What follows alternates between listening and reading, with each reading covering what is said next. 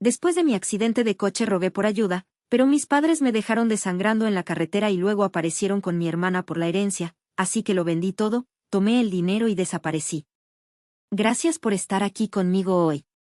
Espero que estés teniendo un día maravilloso donde quiera que estés. Me encantaría que compartieras en los comentarios desde qué ciudad o país nos estás viendo y qué hora es allí. Ahora, comencemos nuestra historia juntos. La noche era una cinta de asfalto mojado y luces de neón difuminadas por el velo de la lluvia. Una llovizna persistente y melancólica, de esas que parecen lavar el alma de la Ciudad de México, golpeaba el parabrisas de mi viejo Tsuru con un ritmo hipnótico y cansino.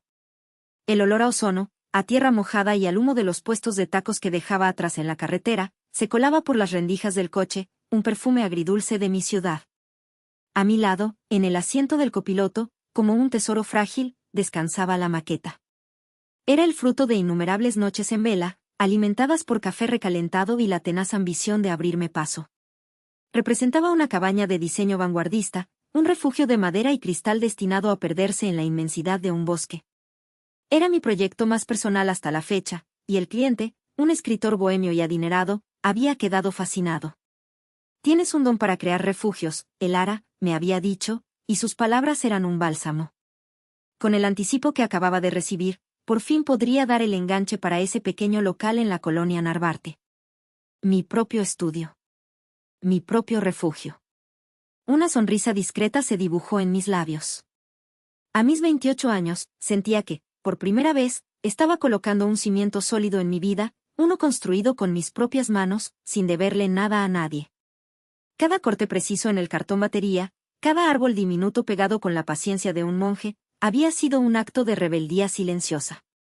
Una afirmación de mi existencia frente a una familia que se había especializado en hacerme sentir invisible.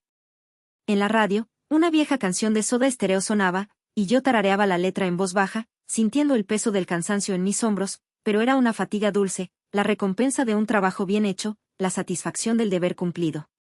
La carretera México-Toluca, a esas horas de la noche, era un dragón dormido, salpicado por las intermitentes luces rojas de otros viajeros nocturnos. El mundo parecía estar en pausa, solo yo y el camino por delante. Fue entonces cuando lo vi. Un par de faros enormes, potentes, bailando erráticamente en mi carril como los ojos de una bestia enfurecida. Un tráiler. El conductor debió quedarse dormido, o quizás el pavimento resbaladizo le jugó una mala pasada. Todo sucedió en esa dilatada fracción de segundo en la que el tiempo se estira y la vida pasa ante tus ojos. Mi instinto, inútil, me hizo girar el volante bruscamente. Lo primero fue el sonido, un rugido ensordecedor de metal retorciéndose, el grito agónico de dos máquinas colisionando. Luego, la oscuridad. Y el dolor. Un dolor blanco, incandescente, que explotó en mi costado y mi cabeza, borrando todo lo demás. El mundo se convirtió en una centrifugadora de luces parpadeantes, lluvia furiosa y una lluvia interna de cristales rotos. Sentí el cinturón de seguridad clavándose en mi pecho con una fuerza brutal, robándome el aliento, seguido de un impacto final que me lanzó hacia adelante con una violencia inaudita. El silencio que vino después fue casi más violento que el estruendo. Un silencio absoluto, profundo, profanado únicamente por el siseo del vapor que escapaba del motor destrozado y el repiqueteo insistente y burlón de la lluvia sobre el techo abollado de mi coche. El olor a gasolina y a plástico quemado llenó el aire, un aroma picante y nauseabundo que se pegaba a la garganta. Abrí los ojos, o al menos eso intenté. El mundo era un borrón desenfocado. Respirar era una agonía. Un líquido caliente y pegajoso me corría por la frente, metiéndose en mis ojos, tiñendo mi visión de un terrorífico color rojo. Sangre. Mi sangre. Con un esfuerzo que me pareció sobrehumano, giré la cabeza hacia el asiento del copiloto. Donde antes reposaba mi sueño, mi futuro, ahora solo había un amasijo irreconocible de cartón, madera de balsa y plástico. La cabaña, mi refugio, estaba completamente destruida. Hecha astillas. Un fragmento del techo en miniatura, aquel que había diseñado con tanto esmero, yacía sobre mi regazo, manchado con el carmesí de mi propia sangre. Y en ese instante, en medio del dolor lacerante y la confusión, una tristeza tan profunda y desoladora me invadió que eclipsó por completo el dolor físico. No era solo una maqueta. Era un símbolo. Era mi futuro. y estaba tan roto e inservible como mi cuerpo. Intenté moverme, pero un dolor agudísimo en mis costillas me robó el aliento y me hizo gritar. Estaba atrapada. Sola, en la negrura de la carretera, sangrando, con los restos de mis sueños esparcidos a mi alrededor.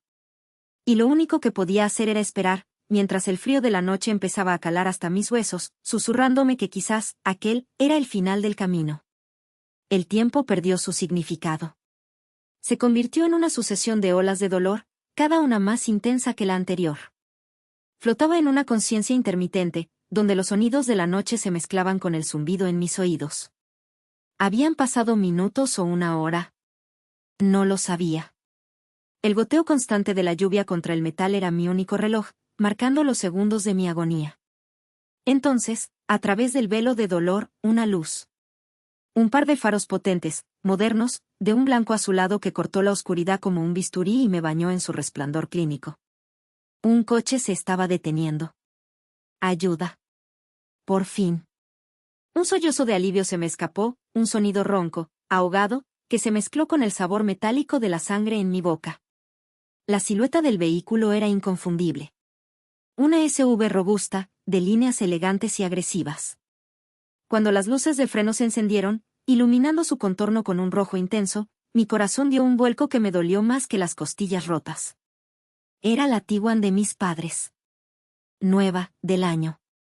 La que le habían comprado a Gala por su cumpleaños, porque su imagen era importante para su carrera de influencer. En medio de ese infierno de metal torcido y dolor, por un instante estúpido, infantil e ingenuo, sentí una oleada de gratitud. Mi familia. Estaban aquí. De alguna manera, me habían encontrado. Iban a salvarme. La camioneta se detuvo a unos metros, con el motor aún en marcha, un ronroneo suave y poderoso que contrastaba violentamente con el silencio de mi coche muerto.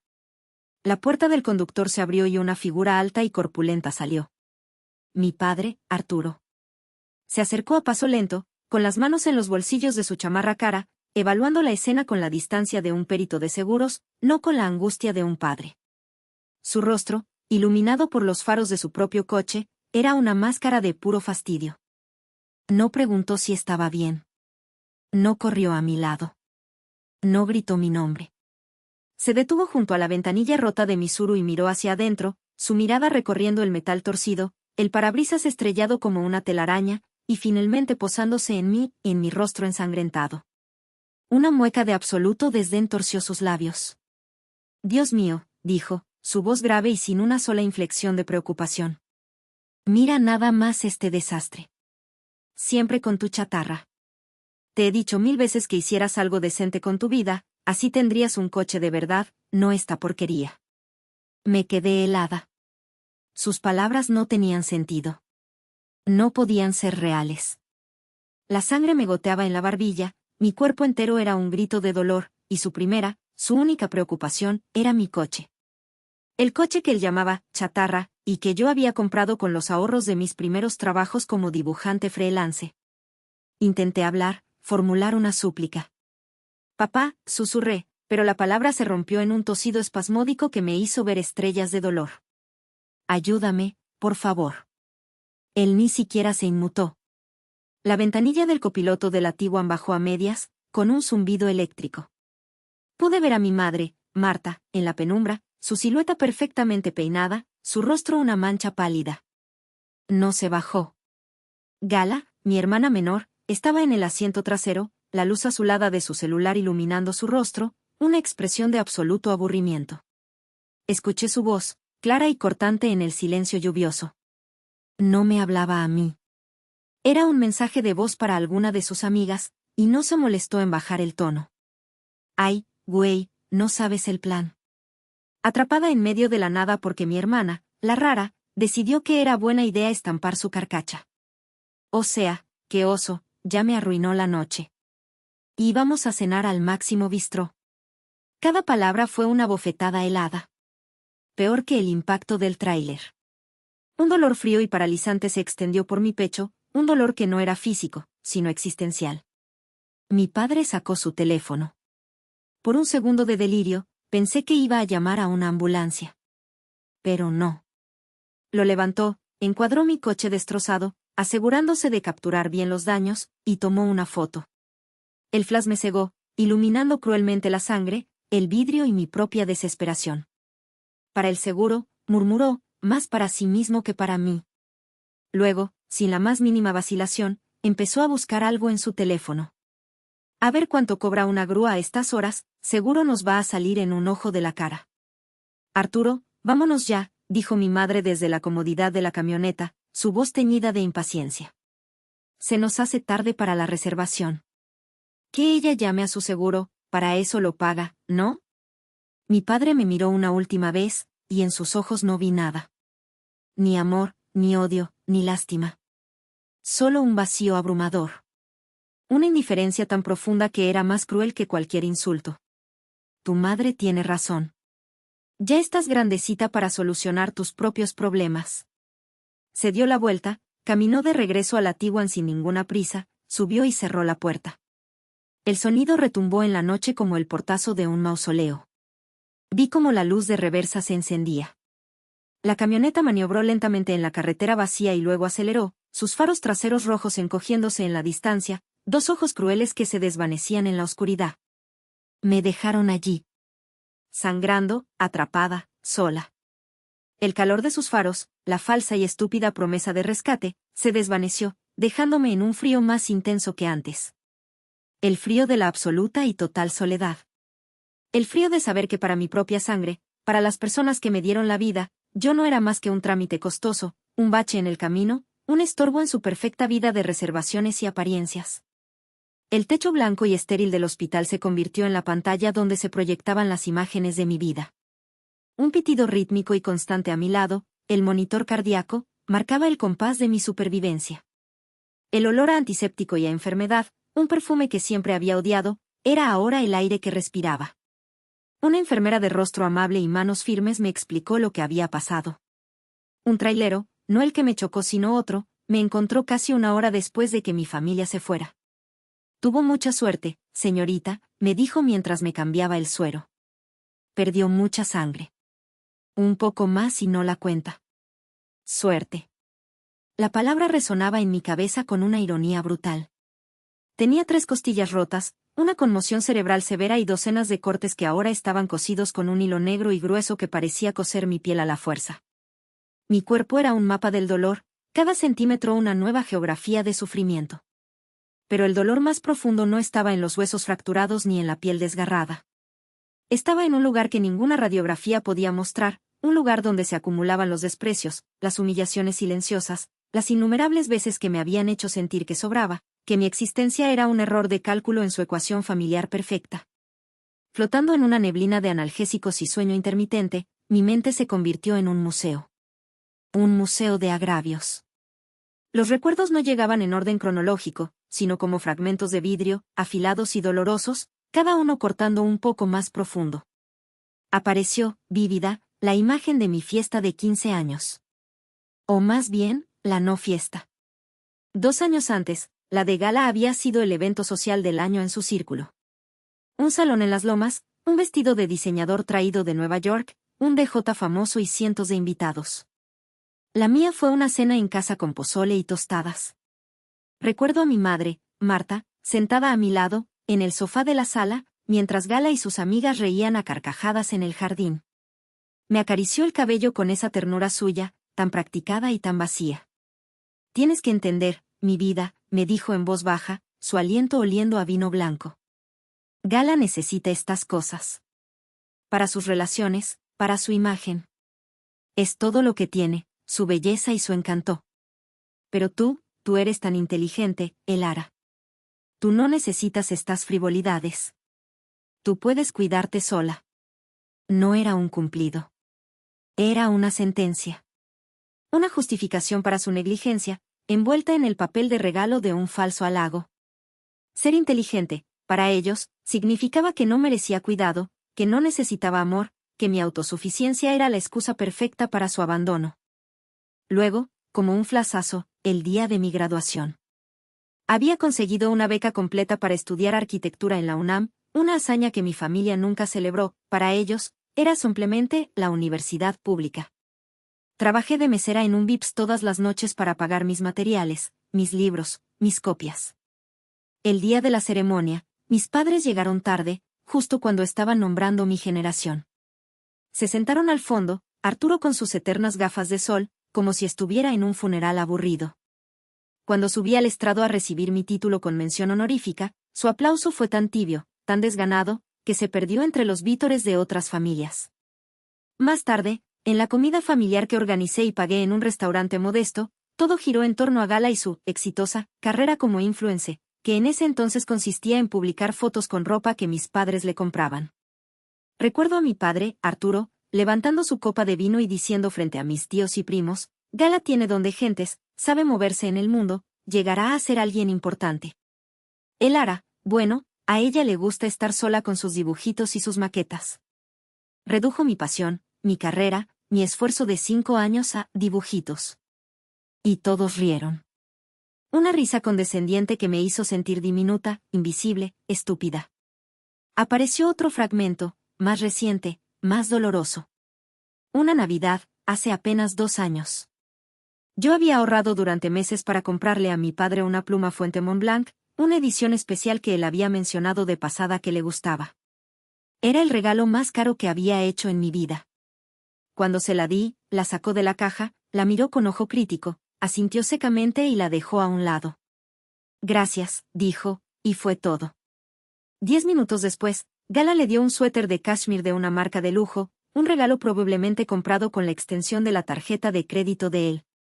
Arturo se lo puso de inmediato, se levantó, posó para las fotos que Gala le tomaba, riendo a carcajadas, abrazándola. Mi regalo quedó olvidado en su caja sobre la mesa, junto a las sobras del pavó y las copas vacías. Al final de la noche, cuando recogí la mesa, la caja seguía ahí. La tomé y la guardé. Aún la tengo. Nunca preguntó por ella. Cada recuerdo era una pieza del rompecabezas. Un rompecabezas que formaba una imagen clara, nítida y aterradora. Yo no era una hija, era una obligación.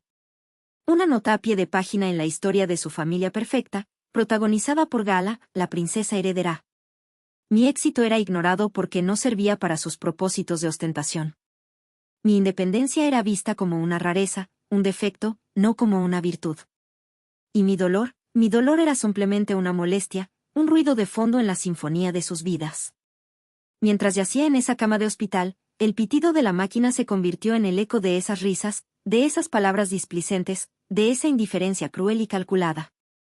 Comprendí que el accidente en la carretera no fue un acto aislado. Fue simplemente la manifestación más honesta y brutal de lo que siempre habían sentido por mí. Para ellos, yo ya estaba muerta mucho antes de que el tráiler se cruzara en mi camino. Simplemente estaban esperando la oportunidad para deshacerse del cuerpo. Al cuarto día, cuando los analgésicos ya no me sumían en un sueño profundo y podía sentarme en la cama sin que el mundo diera vueltas como un carrusel averiado, aparecieron. No entraron con flores. No traían globos ni una tarjeta de «Mejórate pronto».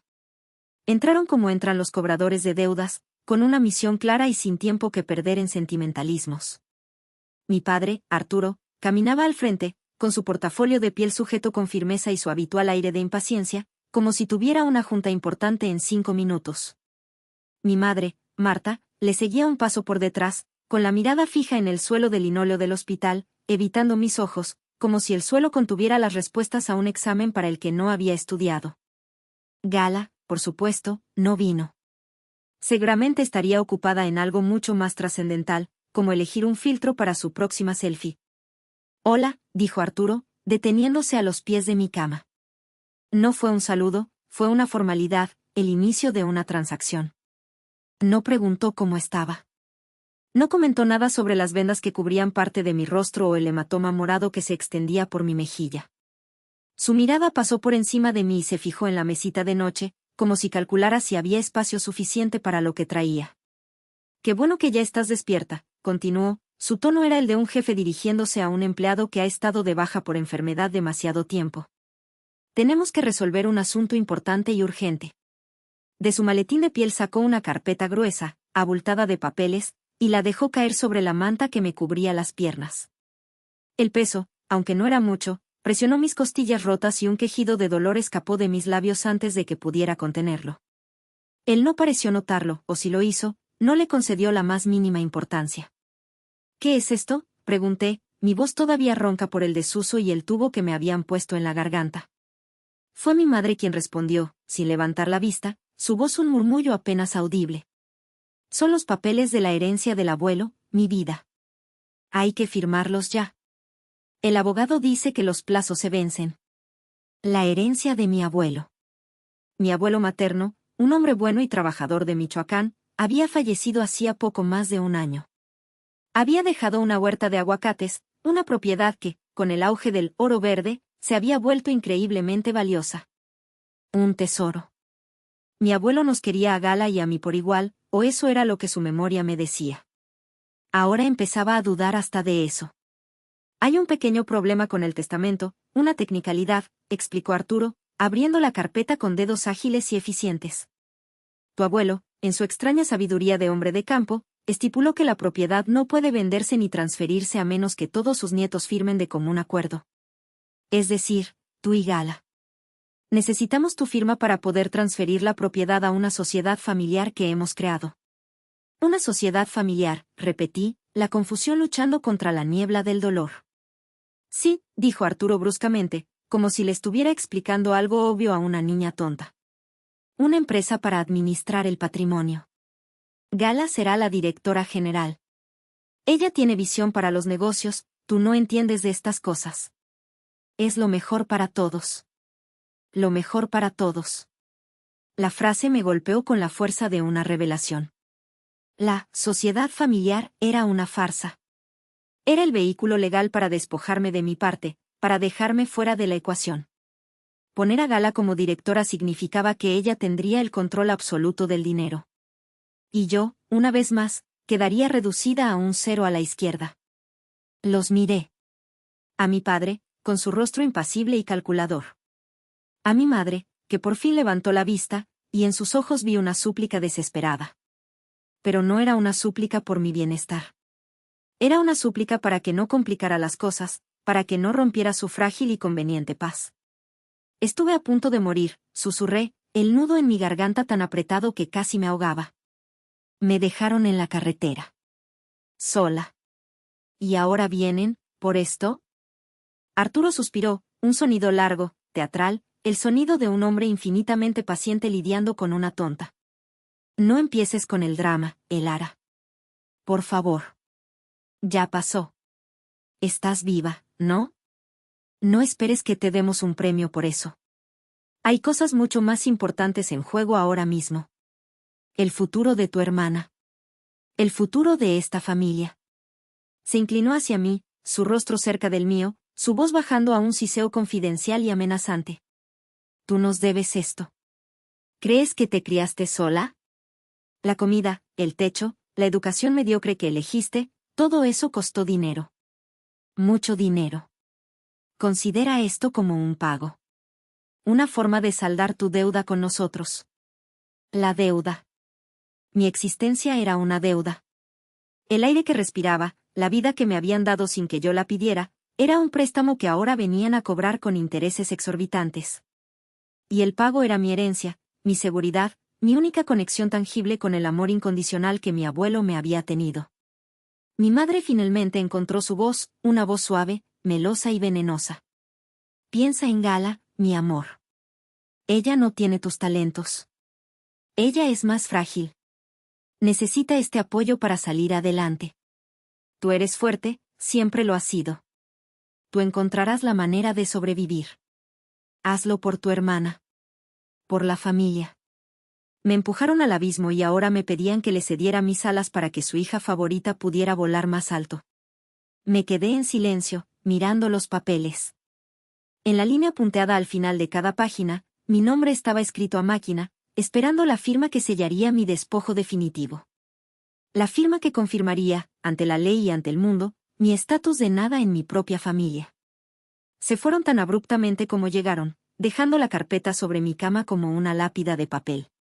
El silencio de la habitación del hospital, antes un refugio contra el dolor, se llenó con el eco de sus palabras: deuda, drama, el futuro de tu hermana, hazlo por la familia.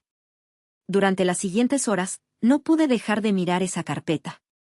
Cada página, con su jerga legal y sus cláusulas incomprensibles, era una prueba tangible de mi inexistencia. No me llamaron para ver cómo seguía, si había comido, si el médico había dicho algo nuevo. El único contacto que tuve fue un mensaje de texto de mi padre al día siguiente. No era un ¿cómo estás? Era un ¿ya firmaste? Seco. Imperativo. Los días se volvieron una tortura psicológica que superaba con creces el dolor físico.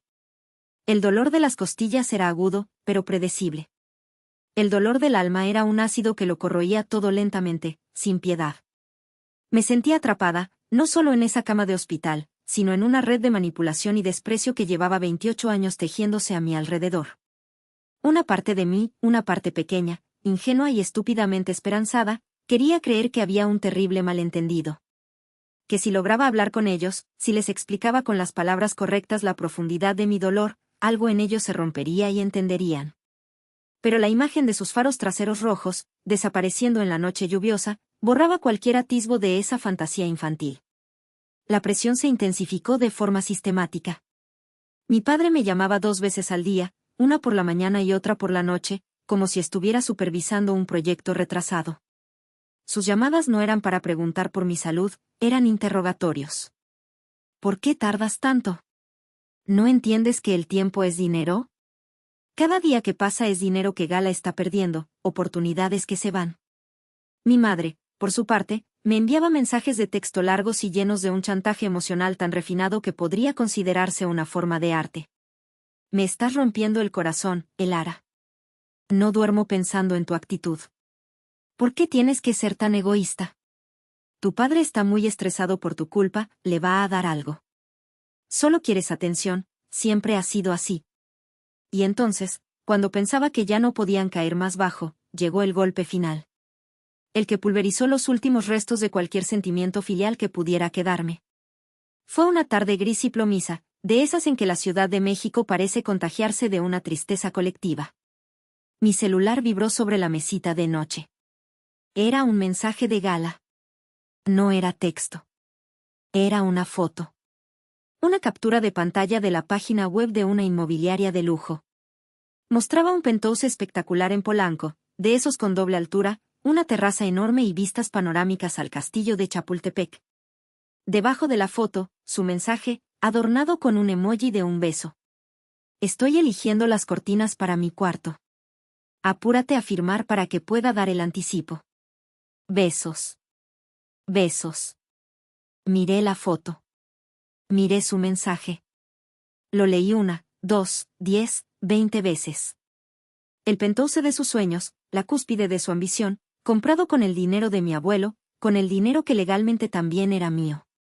Y me lo restregaba en la cara mientras yo yacía en una cama de hospital, con el cuerpo roto y el espíritu hecho jirones. Ni siquiera se molestó en fingir un poco de decencia, en ocultar su desprecio.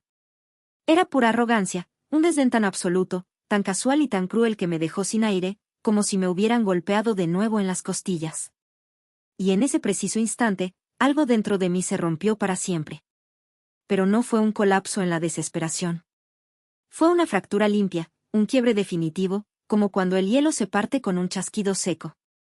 Las lágrimas que habían estado pugnando por salir durante días se detuvieron en seco. Se congelaron.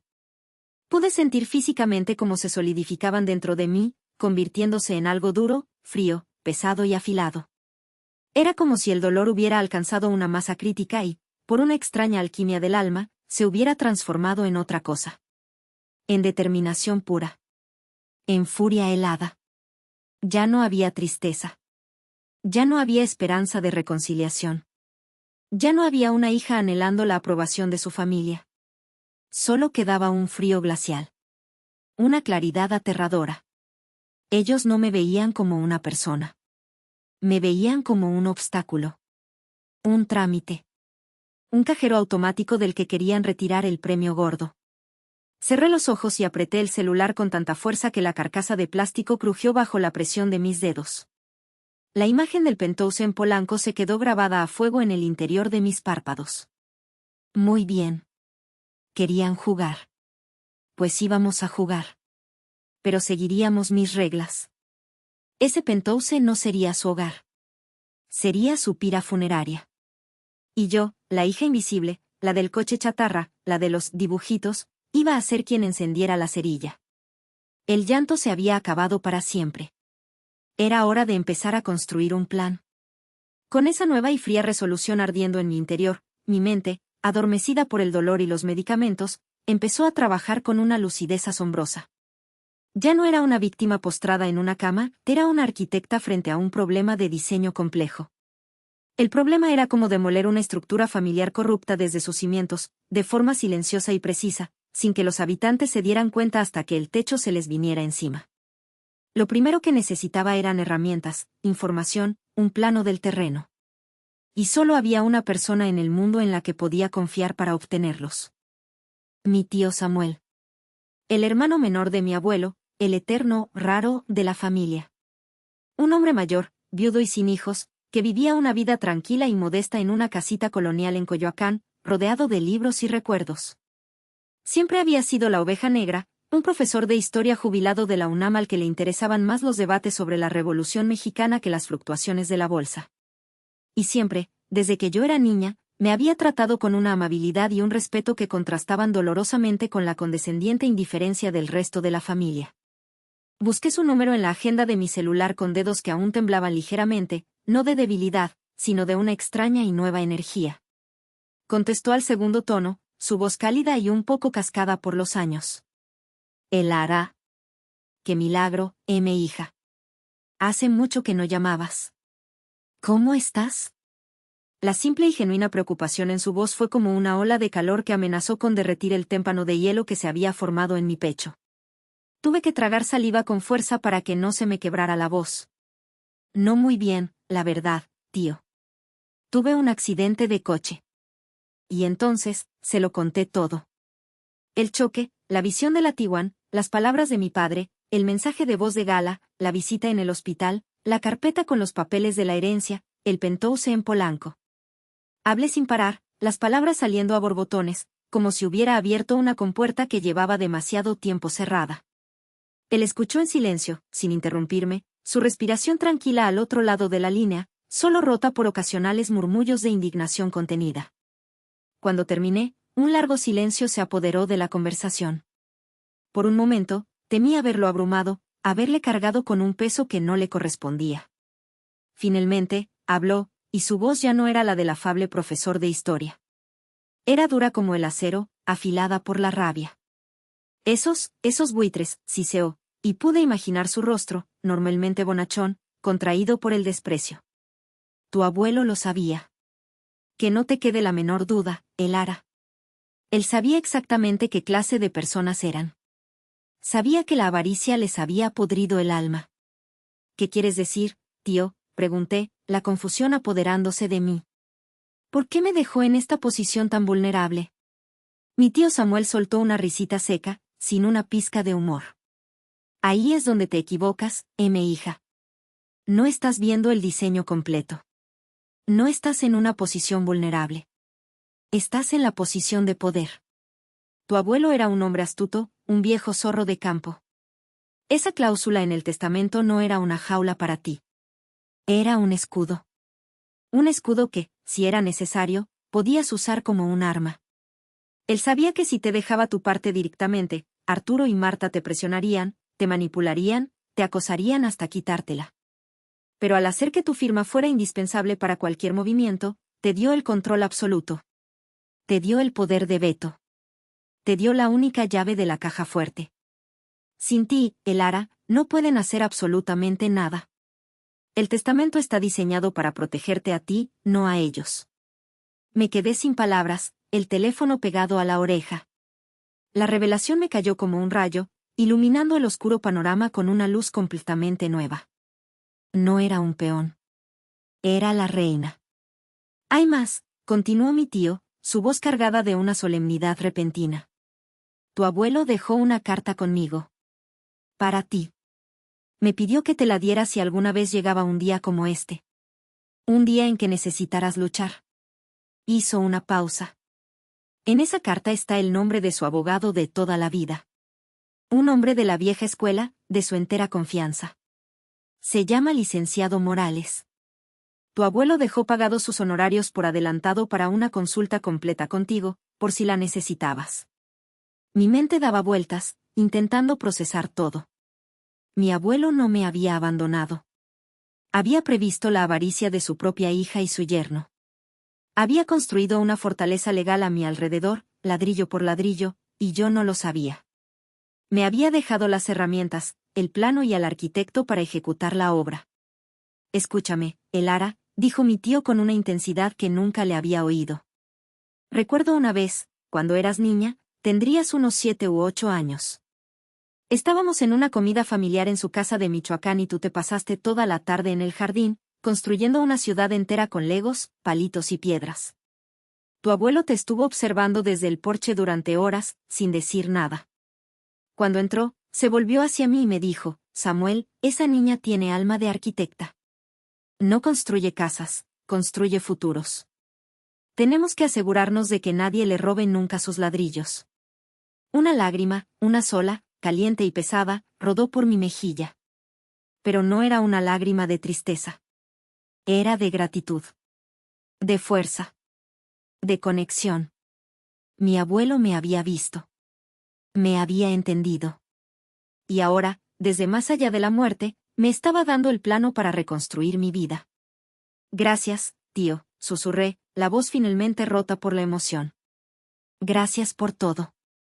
No me agradezcas a mí. Agradécele a él cuando mires al cielo. Y ahora, hija, usa esos ladrillos. Construye algo tan fuerte que ni el diablo pueda derribarlo.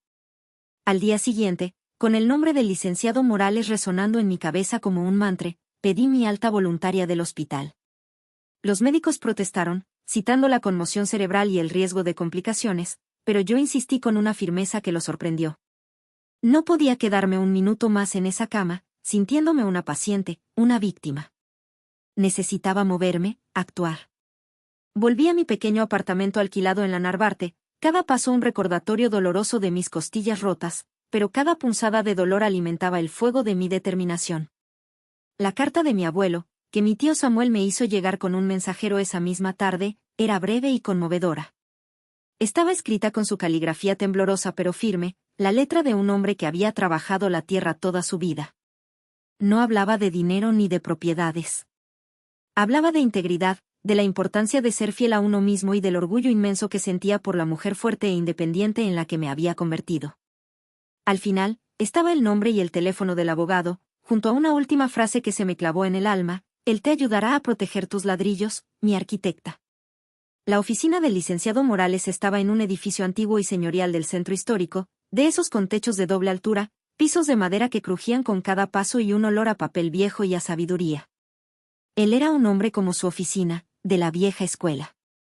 De unos 70 años, con un traje de lino impecable a pesar del calor, y unos ojos pequeños y agudos detrás de unos lentes de armazón grueso que parecían ver a través de las personas, directamente hasta sus intenciones. Me senté frente a su escritorio de caoba maciza, un mueble que probablemente había visto más secretos que un confesionario. Le expliqué la situación, sin omitir detalles, desde el accidente hasta el mensaje de gala. Le mostré la carpeta que mi padre me había dejado y la carta de mi abuelo. Él escuchaba en silencio, con una concentración absoluta, asintiendo de vez en cuando, sus dedos entrelazados sobre el escritorio. No me interrumpió ni una sola vez. Me dejó vaciar todo el veneno, todo el dolor, toda la rabia. Cuando terminé, se reclinó lentamente en su silla de cuero, que emitió un suave quejido. Se quitó los lentes, los limpió con un pañuelo y me miró fijamente. Conocí a su abuelo por más de 40 años, señorita Rivera. Fue uno de los hombres más íntegros y astutos que he tenido el placer de llamar amigo. Y sí, fue muy previsor. Lo que su familia le está pidiendo que firme es un documento de cesión de derechos a favor de una sociedad de la que usted no forma parte. Es, en términos sencillos y llanos, un robo. Un intento de despojo disfrazado de trámite familiar. ¿Y qué puedo hacer?, pregunté, sintiendo un nudo de ansiedad y expectación en el estómago. ¿Puedo simplemente negarme a firmar? Usted tiene el sartén por el mango, como decimos coloquialmente, dijo con una media sonrisa que no llegó a sus ojos. La cláusula de común acuerdo es su arma nuclear. Sin su firma, esa huerta es un activo congelado. Inútil para ellos. Usted tiene varias opciones. Podría negarse a firmar indefinidamente y verlos retorcerse de frustración. Podría negociar un reparto justo, aunque dudo que con esa gente se pueda negociar de buena fe. Oh. Hizo una pausa, y sus ojos brillaron con una luz de estratega. Podría forzar la situación a su favor de una manera definitiva. ¿Forzarla cómo?, pregunté, inclinándome hacia adelante. Usted puede, como heredera legítima, solicitar ante un juez la disolución de la copropiedad. Es un recurso legal irrefutable. Esto significa exigir que la propiedad se venda en una subasta pública al mejor postor, y que el dinero se reparta equitativamente como marca la ley, 50% para usted, 50% para su hermana. Es su derecho. Un derecho que no pueden negarle. Y dado el historial de hostigamiento que me ha descrito, ningún juez dudaría en concedérselo. La idea era audaz. Radical. Definitiva. Significaba destruir el objeto de su codicia. Significaba la guerra total. Una parte de mí, la vieja Elara, la que aún albergaba la estúpida esperanza de una familia normal, vaciló. A pesar de todo, era mi familia. ¿Me convertiré en alguien como ellos, licenciado?, pregunté en voz baja, casi avergonzada de mi propia duda. ¿Usando el dinero y la ley para hacerles daño? El licenciado Morales se inclinó hacia adelante, su expresión se suavizó por primera vez. Señorita Rivera, permítame hacer una analogía que usted, como arquitecta, entenderá mejor que nadie. Imagine que su familia ha construido una casa sobre cimientos podridos, con materiales de mala calidad. Una casa que amenaza con derrumbarse y aplastarla. Ellos quieren que usted firme los planos para reforzar esa estructura ruinosa. Lo que yo le propongo no es hacerles daño. Es solicitar una orden de demolición controlada. Para limpiar el terreno de escombros y poder construir algo nuevo, algo sólido, algo suyo. Ellos destruyen por codicia. Usted construye para ser libre. No hay nada más diferente que eso. Sus palabras fueron como un bálsamo, como un permiso. La duda se disipó como la niebla. Saqué una libreta y un bolígrafo de mi bolso. Con mis manos aún un poco temblorosas, empecé a dibujar. No una casa, sino un diagrama de flujo, un esquema de acción. Fase 1, recopilación de pruebas, mensajes, historial de llamadas. Fase 2, maniobras de distracción, simular duda y negociación. Fase 3, ejecución legal, presentar el requerimiento en el momento clave. Fase 4, estrategia de salida, vender mis cosas, comprar un boleto de avión, desaparecer. Estaba usando mis habilidades, mi esencia, para planificar mi liberación. Excelente, dijo el abogado, observando mis bocetos con una sonrisa de aprobación. Usted no es una víctima, señorita. Es una estratega. Ahora, póngame al día de su plan. Tenemos mucho trabajo por delante. Durante las siguientes 2 semanas, mientras mi cuerpo sanaba lentamente, mi mente trabajaba a una velocidad febril. Le hice creer a mi padre que estaba, considerando, su propuesta, que estaba, hablando con un terapeuta para procesar el trauma, y que necesitaba tiempo. Soporté sus llamadas impacientes y los mensajes melodramáticos de mi madre. Jugué mi papel a la perfección, el de la hija débil y confundida que siempre habían creído que era. Mientras tanto, el licenciado Morales preparaba la ofensiva legal. Cada documento que redactaba, cada prueba que recopilábamos, era un ladrillo más en la fortaleza que estaba construyendo a mi alrededor. La fortaleza desde la cual lanzaría mi ataque final y definitivo. El juego del gato y el ratón duró casi 3 semanas. Para mi familia, fueron 3 semanas de una frustración que iba en aumento, una olla a presión a punto de estallar. Para mí, fueron 3 semanas de una calma tensa y electrizante, la calma del depredador que observa a su presa desde la maleza, esperando el momento justo para saltar. Me convertí en la mejor actriz que jamás había sido, merecedora de un Ariel a la mejor interpretación de una víctima. Respondía a las llamadas de mi padre con una voz cansada, dubitativa, salpicada de suspiros. Sigo sin estar segura, papá, le decía, dejando un rastro de duda en cada palabra, como migajas de pan para que él la siguiera. Es una decisión muy grande, y después del accidente, todo me parece confuso. No hay nada que pensar, Elara, por el amor de Dios, ladraba él al otro lado de la línea, cayendo en la trampa una y otra vez. Es simple. Firmas y ya. Tu hermana está perdiendo oportunidades. Es que, el abuelo quería que estuviéramos juntas en esto. Y siento que me están dejando completamente fuera. Siento que no les importo, añadía yo, con un temblor fingido en la voz, apelando a una culpa que sabía que no sentían, pero que los hacía creer que mi resistencia era puramente emocional, por lo tanto, fácilmente manipulable.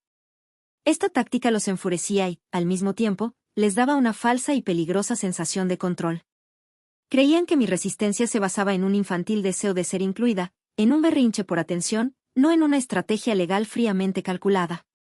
Pensaban que solo necesitaban aplicar un poco más de presión, un poco más de manipulación, y la niña tonta y sensible finalmente cedería a sus deseos. Con mi madre, el tono de la obra era diferente. Con ella, interpretaba el papel de la hija herida que busca consuelo. Usaba la culpa como su principal herramienta, y yo se la devolvía con creces. Tu hermana está tan ilusionada con sus planes, Elara. Ya hasta está viendo muebles. Cada día que pasa, tu padre está más de mal humor, apenas me habla. La tensión en esta casa es insoportable por tu culpa. ¿Es eso lo que quieres? ¿Destruir a tu familia por un capricho egoísta? No es un capricho, mamá. Es mi herencia.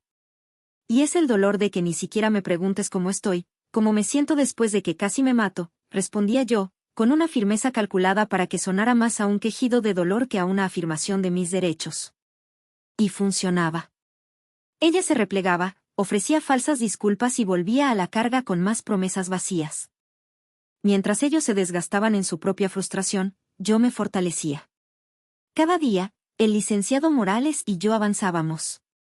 Teníamos el requerimiento judicial listo para ser presentado, con todas las pruebas adjuntas, los mensajes de texto amenazantes, el registro de llamadas, incluso una declaración jurada de mi tío Samuel. Habíamos contactado discretamente a un par de posibles compradores interesados en la huerta a través de un intermediario, para tener una idea del valor real del mercado y no dejar que ellos la malbarataran. Habíamos abierto una cuenta bancaria a mi nombre en un banco en España, un país donde tenía la doble nacionalidad por mi abuela paterna. Cada pieza del rompecabezas encajaba en su lugar con una precisión milimétrica. Finalmente, supe que el momento había llegado. Mi padre me llamó un martes por la tarde, su voz desprovista de toda paciencia, el actor había olvidado sus líneas. Se acabó, Elara. Se acabó tu jueguito. O firmas esta semana o me olvidaré de que tengo otra hija. Te doy hasta el viernes. Si el viernes no has firmado, estás muerta para mí. ¿Entendido? Era la amenaza definitiva. El ultimátum que, en el pasado, me habría hecho pedazos, me habría hecho correr a firmar cualquier cosa con tal de recibir una migaja de su aprobación. Pero ahora, solo sentí una punzada de confirmación. El telón tenía que subir. Era hora de poner el punto final a esta farsa. Esa noche, llamé a mi madre. Puse en mi voz el tono más derrotado y exhausto que pude fingir. Era mi actuación final.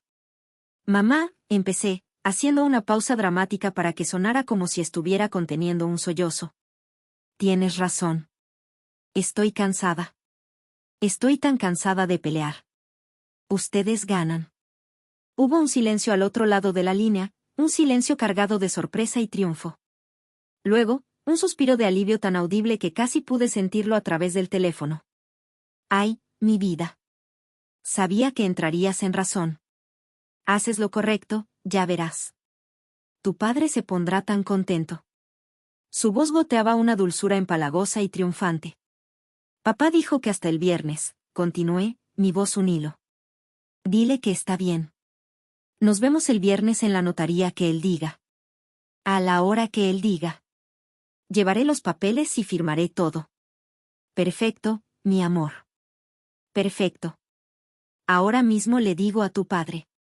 Verás qué alegría. Colgué el teléfono. La sonrisa débil y temblorosa que había mantenido durante la llamada se borró de mi rostro. Fue reemplazada por una expresión de una serenidad absoluta, casi aterradora. Me miré en el oscuro reflejo de la ventana de mi apartamento. La mujer que me devolvía la mirada ya no era la víctima asustada de la carretera. Sus ojos brillaban con una luz fría y decidida. El telón estaba a punto de levantarse para el acto final. Y yo, la actriz principal, estaba lista para mi mejor y última actuación. El viernes llegó con un cielo despejado y un sol radiante sobre la Ciudad de México, una ironía casi poética, un día perfecto para una ejecución. La notaría que mi padre había elegido estaba, como no podía ser de otra manera, en el corazón de Polanco, en un edificio de cristal y acero que era un monumento al poder y al dinero.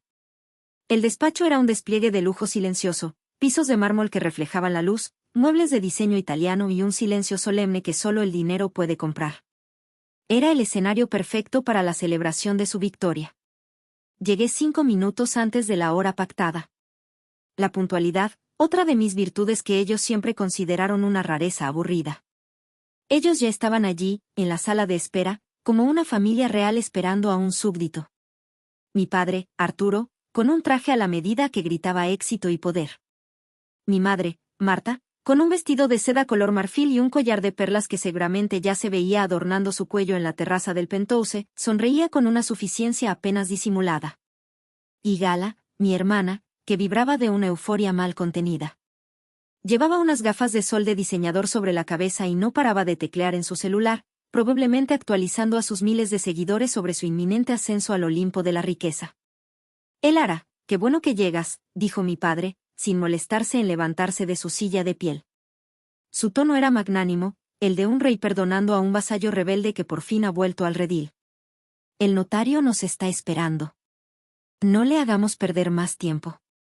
Un asistente nos condujo a una sala de juntas imponente, con una mesa de caoba larguísima y pulida como un espejo, y unos ventanales que ofrecían una vista panorámica del bosque de Chapultepec. El notario, un hombre de aspecto severo y traje gris, ya tenía los documentos extendidos sobre la mesa. Eran los papeles que ellos habían preparado con su abogado, el instrumento legal de mi despojo. Bueno, acabemos con esto de una vez, dijo Arturo, sentándose a la cabeza de la mesa como si fuera el presidente de un consejo de administración. Se sentía poderoso, victorioso. Me señaló una silla y luego los papeles. Lara, firma aquí, aquí y aquí. Y luego podemos ir a celebrar como una familia. Celebrar como una familia. La frase me revolvió el estómago. Me senté, tomándome mi tiempo, ajustando la silla, abriendo mi portafolio con una lentitud deliberada. Podía sentir sus miradas impacientes sobre mí. Gala suspiró audiblemente, un sonido de puro aburrimiento adolescente, y volvió a su teléfono. Con una calma que no sabía que poseía, deslicé la carpeta que ellos me habían dado hacia el centro de la mesa, lejos de mí, como si estuviera contaminada. No voy a firmar eso, dije.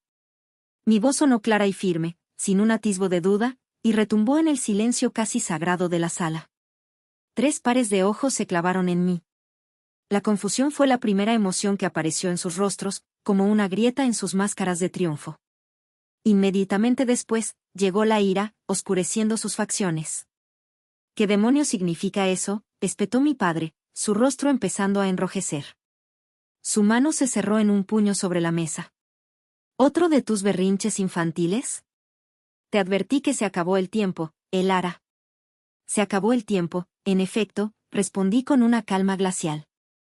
Y de mi propio portafolio, saqué una carpeta idéntica en apariencia, pero con un contenido diametralmente opuesto. La abrí y deslicé un documento frente al notario, que lo miró con sorpresa. Pero para ustedes. El notario tomó el papel, se ajustó las gafas y, con una profesionalidad imperturbable, empezó a leer en voz alta, su voz monótona y oficial añadiendo un peso surrealista y demoledor a la escena. Requerimiento judicial para la disolución de la copropiedad y solicitud de venta forzosa del bien inmueble registrado en el Registro Público de la Propiedad de Uruapan, Michoacán, bajo el folio. La cara de mi padre pasó del rojo al blanco pálido en un segundo. Gala se arrancó las gafas de sol de la cabeza, sus ojos maquillados abiertos como platos, su boca formando una O de incredulidad. Mi madre se llevó una mano al collar de perlas, como si de repente le faltara el aire. ¿Qué es esta basura?, gritó Arturo, poniéndose de pie de un salto y golpeando la mesa con el puño. El sonido hizo vibrar las copas de agua. Esto es ilegal. Es una trampa. Al contrario, intervino una nueva voz, tranquila y autoritaria. La puerta de la sala de junta se abrió y el licenciado Morales entró, sereno como un monje budista. Se paró a mi lado. Es perfectamente legal. Y es el derecho inalienable de mi clienta. La señorita Rivera, como coheredera, y ante la evidente mala fe y el hostigamiento demostrado por las otras partes para llegar a un acuerdo justo, ha decidido ejercer su derecho a liquidar el patrimonio común. Todo está en orden. Tú no puedes hacer esto, chilló Gala, poniéndose también de pie. Su voz, normalmente melosa y seductora para sus videos, era ahora un chillido agudo y desagradable. Teníamos planes. Mi penthouse. Me lo prometiste, papá. Ignoré sus gritos. Se habían convertido en ruido de fondo. Tomé la pluma fuente que mi abuelo me había regalado, la misma que mi padre había despreciado aquella Navidad, la saqué de mi bolso y la desenrosqué con un gesto ceremonial. El notario, impasible, me señaló la línea punteada en mi documento, el requerimiento judicial. Cuando guste, señorita Rivera. Levanté la vista y miré a mi padre directamente a los ojos. Vi en ellos una furia impotente que nunca antes había presenciado.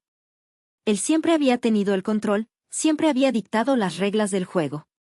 Y en ese preciso instante, se dio cuenta de que yo no solo había cambiado el juego, sino que había volcado el tablero. De acuerdo con el testamento de mi abuelo, y en su memoria, dije, mi voz resonando con una autoridad que no sabía que poseía, yo, Elara Rivera, en pleno uso de mis facultades y derechos como heredera legítima, ejecuto mi voluntad de disolver esta copropiedad. Luego me incliné sobre el papel. Y con un trazo firme, deliberado y liberador, firmé. Mi nombre. Mi identidad. Mi declaración de independencia. Me levanté de la silla. Mi trabajo allí había terminado. Me volví hacia mi padre, cuyo rostro era una máscara de incredulidad y odio puro. Siempre decías que yo no sabía construir nada que valiera la pena, le dije en voz baja, para que solo él y los que estaban cerca pudieran oírme. Pero te equivocaste. Acabo de diseñar la demolición perfecta. La de esta familia. Me di la vuelta y, seguida por el licenciado Morales, caminé hacia la puerta, dejando atrás el sonido de los gritos histéricos de Gala, las maldiciones ahogadas de mi padre y el comienzo del llanto desconsolado de mi madre. Dejando atrás las ruinas de la vida que me habían impuesto. Dejando atrás mi jaula. Al cruzar el umbral de la sala de juntas y cerrar la puerta, el caos de gritos y acusaciones quedó amortiguado, reducido a un murmullo impotente. El silencio del pasillo de mármol se sintió como una bendición. Al salir del edificio de la notaría, el sol de la tarde me golpeó la cara, brillante y cálido, y por primera vez en mucho tiempo, no me sentí expuesta, sino bautizada por su luz. Se sentía como el primer día de una nueva vida, el primer respiro de aire verdaderamente limpio. El drama que dejé atrás, la furia y la desesperación, parecían pertenecer a otro universo, a una película mal actuada que ya había terminado y de la que yo, por fin, era libre. El licenciado Morales me acompañó hasta la acera, su presencia una fortaleza tranquila a mi lado. Lo hizo usted de maravilla, señorita Rivera, dijo, con un raro destello de admiración en sus ojos analíticos. Con una firmeza y una dignidad que su abuelo habría aplaudido de pie. Esté tranquila, yo me encargo del resto. No podría haberlo hecho sin usted, licenciado. Ni sin la fe que mi abuelo tuvo en mí. El proceso judicial seguirá su curso ahora, me explicó, ajustándose el nudo de la corbata. Ellos probablemente intentarán apelar, retrasar las cosas con artimañas legales, pero la ley es clara y está de su parte. Es solo cuestión de tiempo. No se preocupe por nada. Yo me encargaré de mantener a los lobos a raya. Usted ya hizo su parte, la más difícil. Me entregó un sobre grueso y sellado. Aquí están sus nuevos documentos, su pasaporte actualizado, y los detalles de la cuenta que abrimos. El dinero de la venta de la huerta se depositará allí directamente en cuanto se concrete la transacción. Mantendré informado a su tío Samuel de cada paso. Le di la mano, un apretón firme y lleno de una gratitud que las palabras no podían expresar. Gracias por todo. Por creer en mí. Fue un honor, señorita Rivera, respondió con una leve inclinación de cabeza. Ahora, vaya y construya su futuro. Tiene los mejores cimientos para hacerlo. Se dio la vuelta y se alejó con paso firme, una figura recta y formal que desapareció entre el ajetreo elegante de la gente de Polanco. Me quedé sola en la acera por un momento, respirando hondo, saboreando el aire de la libertad. Un taxi que había reservado a través de una aplicación se detuvo frente a mí. El conductor, un hombre amable, me ayudó a subir mi única maleta a la cajuela. Era todo lo que poseía, todo lo que quería llevarme. Al Aeropuerto Internacional de la Ciudad de México, por favor.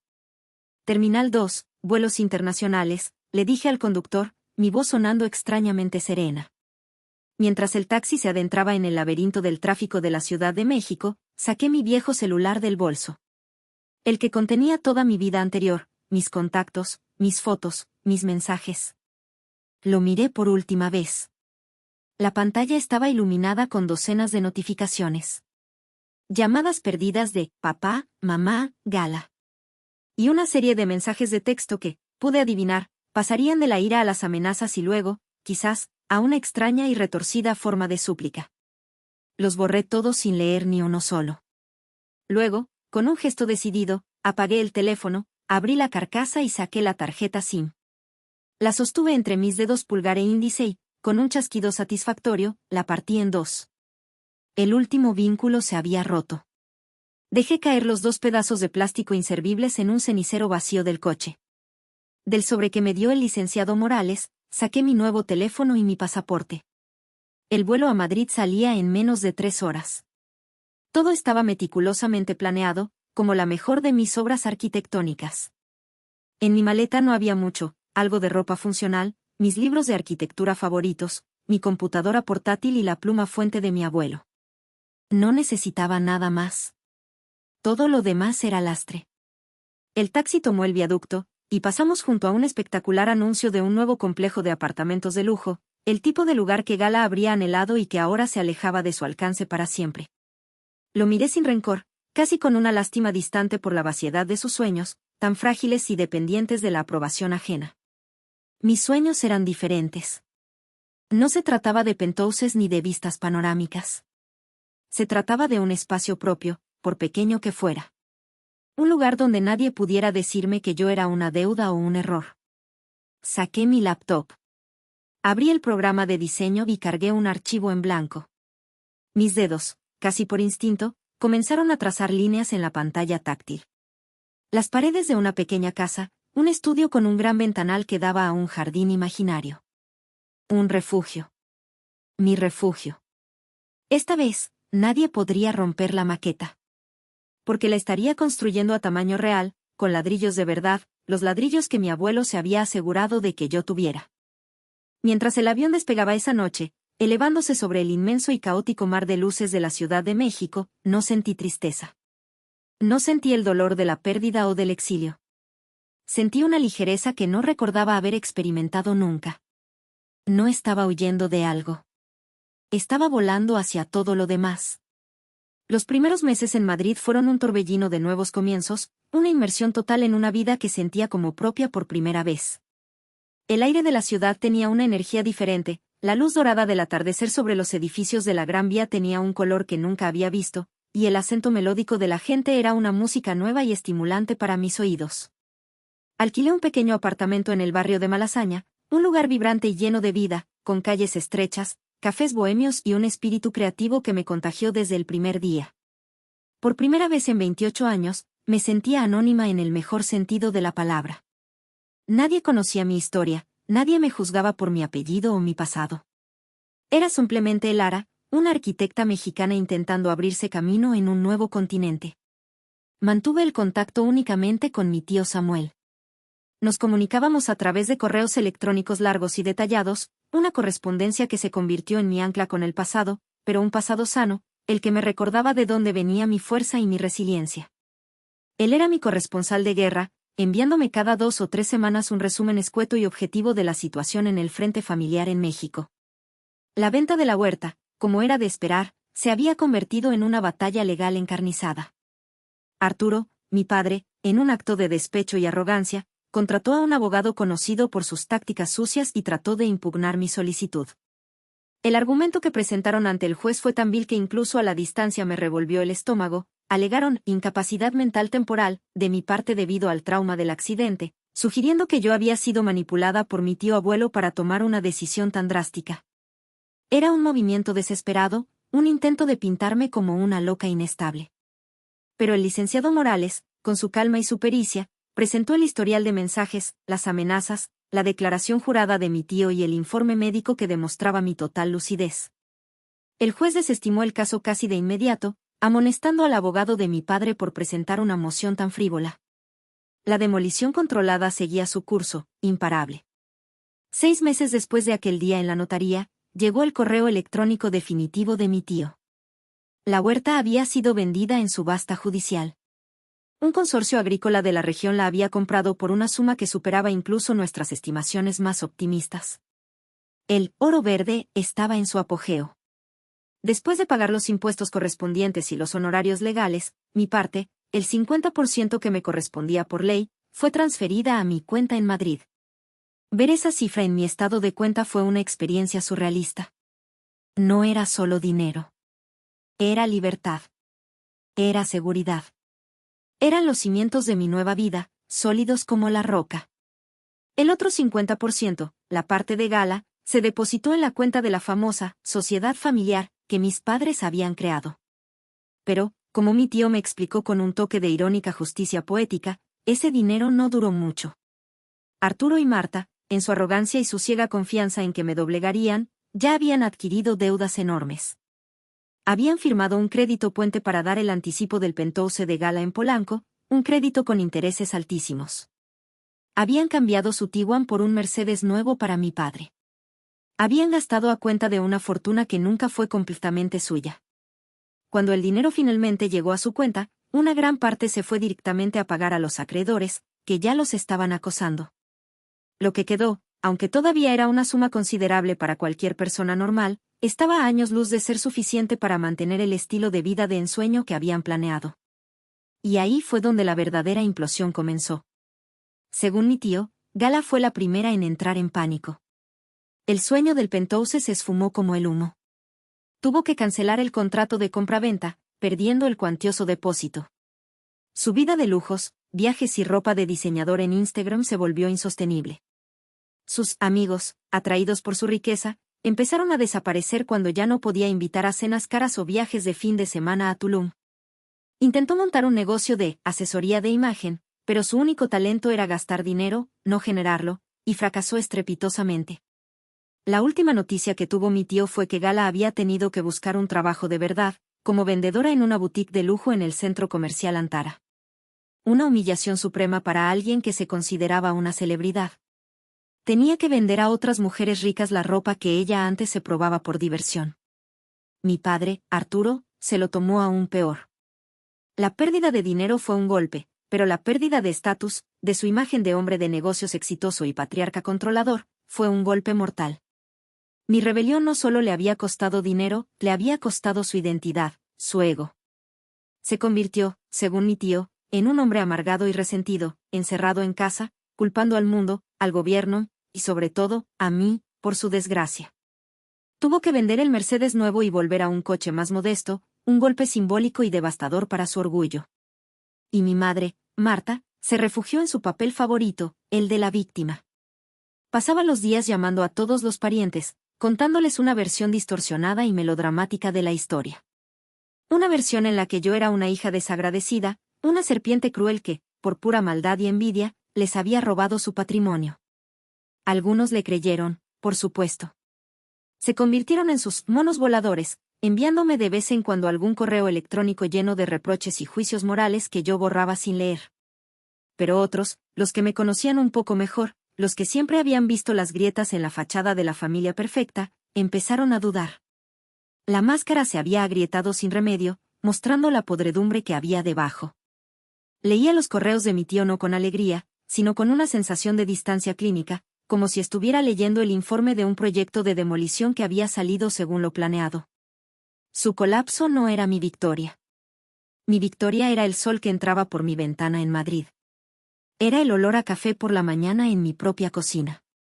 Eran los pequeños proyectos de arquitectura que empezaba a conseguir. Su destrucción era simplemente un efecto secundario inevitable de mi construcción. Eran las ruinas que quedan cuando limpias un terreno para empezar a construir algo nuevo, algo sano, algo real. Pasó casi un año completo desde mi llegada a Madrid. Un año en el que, ladrillo a ladrillo, construí una rutina, una pequeña pero sólida red de amigos y una creciente reputación profesional. La vida en México se sentía como un sueño lejano, una película en blanco y negro que había visto hace mucho tiempo. Ya no pensaba en ellos todos los días. A veces, y me daba cuenta con una especie de sorpresa serena, pasaban semanas enteras sin que sus rostros aparecieran en mi mente. La herida, antes una llaga abierta y sangrante, se estaba convirtiendo en cicatriz, un tejido duro y pálido que ya no dolía al tacto, solo un recordatorio de que algo se había roto y había sanado de una forma diferente. Una noche de invierno en Madrid, mientras trabajaba hasta tarde en los planos de un pequeño café que estaba diseñando, mi nuevo celular sonó. La pantalla se iluminó con un número desconocido, largo, con el prefijo +52 de México. Mi primer instinto fue ignorarlo, dejar que se fuera al buzón de voz. Había aprendido a proteger mi paz con ferocidad. Pero algo, una extraña y pesada intuición, una curiosidad morbosa quizás, me hizo deslizar el dedo por la pantalla y aceptar la llamada. Bueno, dije, mi voz sonando extraña con el acento español que, inevitablemente, se me empezaba a pegar. Hubo un silencio al otro lado de la línea, un silencio cargado de estática y de una respiración irregular, casi un jadeo. Hola, te insistí, mi paciencia agotándose, a punto de colgar y volver a mis planos. ¿El hará? La voz era un fantasma. Casi irreconocible. Atrás quedaba el tono autoritario, resonante y lleno de sí mismo que yo recordaba. Esta era la voz de un hombre viejo, de un hombre derrotado. Ronca, frágil, quebrada por una emoción que no supe identificar. Era mi padre. Mi primer instinto, esta vez más fuerte, fue colgar. Cerrar esa puerta de golpe y para siempre. Pero me quedé quieta, el teléfono pegado a mi oreja como si estuviera soldado a mi piel, el corazón martilleándome en el pecho, un tambor sordo y ansioso. No dije nada. El silencio se convirtió en mi respuesta, en mi escudo. Su voz se llenó de un pánico creciente ante mi silencio. Elara, por favor, soy yo, tu padre, continuó, como si necesitara aclarar lo obvio, como si temiera que ya ni siquiera pudiera reconocer su voz. Sé que no debería llamar. Sé que probablemente me odias. Pero no sabía qué más hacer. No tengo a nadie más. El silencio era mi única respuesta. Un silencio pesado, denso. ¿Qué podía decir? Te lo dije. ¿Te lo mereces? ¿Ahora sabes lo que se siente estar solo? Cualquier palabra parecía inadecuada, pequeña, inútil. Tu hermana. Gala se fue, su voz se rompió. Se fue a Cancún con un tipo que conoció por internet, un instructor de buceo o algo así. Nos vació la cuenta del banco antes de irse. No nos habla. Dice que le arruinamos la vida, que somos unos fracasados. Soltó una risa seca, un sonido horrible, sin una pizca de humor, el sonido de algo rompiéndose por dentro. Tu madre, no está bien, Elara. Apenas sale de la cama. El médico dice que es una depresión profunda. Lo hemos perdido todo. La casa de tus abuelos, tuvimos que venderla para pagar las deudas. Estamos viviendo en un departamento alquilado en la colonia Doctores. ¿Te imaginas? Nosotros, en la Doctores. La ironía era tan brutal que casi me hizo sonreír. La colonia Doctores, un barrio obrero, a un universo de distancia de sus sueños de Polanco y Las Lomas. Te necesito, susurró, y la palabra sonó obscena, profana, saliendo de sus labios. Necesitamos tu ayuda. Un poco de dinero, solo para empezar de nuevo, para pagar el tratamiento de tu madre. Somos tu familia, por el amor de Dios. Cometimos errores, Elara, lo sé. Fui un imbécil. Pero, por favor. Vuelve a casa. Te necesitamos. Cometimos errores. Una frase tan simple, tan banal, para describir un abismo de crueldad. Dejar a tu hija desangrándose en la carretera no era un error. Era una elección. Intentar robarle su herencia no era un error. Era una estrategia. Sufrí un cortocircuito. Una parte de mí sintió una punzada de lástima, la última brasa de la hija que fui. Otra parte, la más fuerte, la arquitecta de mi nueva vida, vio la manipulación en su estado más puro. Escuché su respiración agitada al otro lado, esperando mi veredicto, mi absolución, mi chequera. y en su patética y humillante súplica, finalmente lo entendí todo con una claridad meridiana. No me llamaba por amor. No me llamaba por un arrepentimiento genuino. Me llamaba porque, una vez más, yo era su única opción. Su último recurso. El cajero automático al que habían vuelto a recurrir, esperando que, a pesar de todo, el código de familia siguiera funcionando. Antes, sus palabras me habrían destruido, me habrían llenado de una culpa paralizante. Ahora, solo sentía un vacío inmenso. La ira se había ido. El dolor se había ido. Solo quedaba la certeza fría y dura de la verdad. Tomé una respiración profunda, el aire llenando mis pulmones, un aire limpio, un aire madrileño. Y antes de que pudiera decir algo más, antes de que pudiera volver a tejer sus redes de culpa y obligación a mi alrededor, dije una sola frase. Una frase tranquila, sin emoción, sin odio, casi como si estuviera hablando del clima. Estoy ocupada construyendo mi futuro, dije. Con los ladrillos que intentaste robarme. Y sin esperar respuesta, sin darle la oportunidad de replicar, terminé la llamada. Apreté el botón rojo. Bloqueé el número. Y me quedé mirando la pantalla oscura de mi teléfono, el silencio de mi apartamento en Madrid sintiéndose, por primera vez, como una paz absoluta, inquebrantable y definitiva. Colgar esa llamada fue como poner la última piedra en la construcción de mi nueva vida. No hubo una explosión de júbilo, no hubo un grito de victoria en la soledad de mi estudio. Hubo algo mucho mejor, algo más profundo y duradero, una sensación de cierre. La demolición había terminado oficialmente, los escombros habían sido retirados, y el terreno de mi vida estaba finalmente limpio y despejado, listo para construir sobre él sin la ominosa sombra de las ruinas del pasado. En los meses y años que siguieron, me sumergí por completo en mi trabajo, que se convirtió no solo en mi profesión, sino en mi pasión y mi terapia. El dinero de la herencia, esa fortuna inesperada nacida de un acto de justicia, no lo toqué para lujos ni para llenar vacíos. Lo invertí. Lo invertí en mí. Fundé mi propio estudio de arquitectura, un sueño que antes del accidente parecía pertenecer a un futuro lejano e inalcanzable. Lo llamé Estudio Rivera, un apellido que decidí reclamar y redefinir con mis propios términos. Al principio, era solo yo en una pequeña oficina en un edificio de coworking, con un gran ventanal que daba a un patio interior lleno de geranios rojos. Aceptaba proyectos pequeños, la remodelación de un apartamento antiguo en el barrio de las Letras, el diseño de una terraza para una pareja de artistas, la ampliación de una cocina en un piso familiar. Pero en cada uno de ellos ponía todo mi corazón, toda mi alma, toda la atención al detalle que me habían enseñado mis años de soledad y observación. Mi estilo empezó a ser reconocido, no por ser grandilocuente, sino por todo lo contrario. No diseñaba casas, diseñaba hogares. Me especialicé en crear espacios llenos de luz natural, funcionales, cálidos, pensados para la gente que iba a vivirlos, para sus rutinas, sus manías, sus alegrías. Mis clientes no me veían como una simple arquitecta, sino como una especie de traductora de sueños. Escuchaba sus historias, sus anhelos, y los convertía en paredes, techos, ventanas y luz. Un día, recibí un correo electrónico de una joven pareja para la que había diseñado su primera casa, un proyecto que me había tomado casi un año. Querida Elara, escribieron, solo queríamos darte las gracias. No solo por la casa, que es preciosa y funcional, sino porque se siente humana. Tiene alma. Es como si hubieras entendido no solo lo que necesitábamos, sino lo que éramos. Gracias por crear un espacio que no solo es hermoso, sino que también nos hace sentir bien, nos hace sentir en casa. Leí ese correo con lágrimas en los ojos. Pero eran lágrimas diferentes a todas las que había derramado antes. Eran lágrimas de una felicidad pura, tranquila y merecida.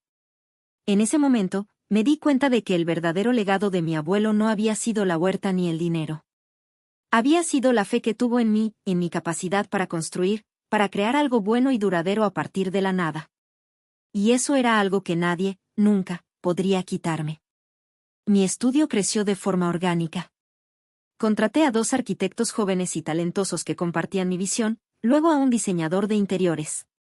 Nos mudamos a una oficina más grande, un espacio diáfano y lleno de luz que diseñé yo misma. Ganamos un par de premios de arquitectura por un proyecto de vivienda sostenible en las afueras de la ciudad. Mi nombre, Antes susurrado con desdén como la rara o la de los dibujitos, empezó a sonar en el pequeño y competitivo círculo del diseño en Madrid, asociado a la calidad, la sensibilidad y la integridad. Encontré el amor, de forma inesperada, en una librería. Un hombre amable y divertido, un historiador de arte que veía el mundo con la misma pasión que yo, solo que a través de un lente diferente. Él no intentó arreglar mis partes rotas, simplemente amó mis cicatrices, las vio como parte del diseño que me hacía única. Juntos, estamos construyendo una vida, no basada en apariencias ni en expectativas ajenas, sino en el respeto mutuo, la risa fácil y los sueños compartidos. Nunca más volví a saber de mi familia. Mi tío Samuel y yo seguimos escribiéndonos, pero ya no hablamos de ellos. Hablamos de libros, de sus viajes con el inserso, de mis proyectos. Para mí, están en el pasado. Son los fantasmas de un edificio que fue demolido hace mucho tiempo, un solar vacío en mi memoria. A veces, por la noche, cuando miro por la ventana de mi apartamento y veo las luces de Madrid extendiéndose hasta el horizonte, pienso en la chica que yacía sangrando en una carretera oscura. Pienso en su dolor, en su soledad, en su terrible desesperación. Y siento una inmensa compasión por ella. Pero ya no soy ella. Le di un futuro. Le di una vida. La saqué de los escombros y le construí un refugio seguro, un hogar. Ellos me acusaron de destruir a mi familia. Pero, ¿cómo puedes destruir algo que ya estaba podrido por dentro, algo que se sostenía únicamente sobre los frágiles pilares de la avaricia, la envidia y la mentira? Yo no destruí nada. Simplemente me negué a ser el cimiento sobre el que ellos querían construir su castillo de vanidad y apariencias. Escogí mis propios ladrillos. Escogí mi propio diseño. Y construí, por fin, mi propia vida. ¿Estuve mal?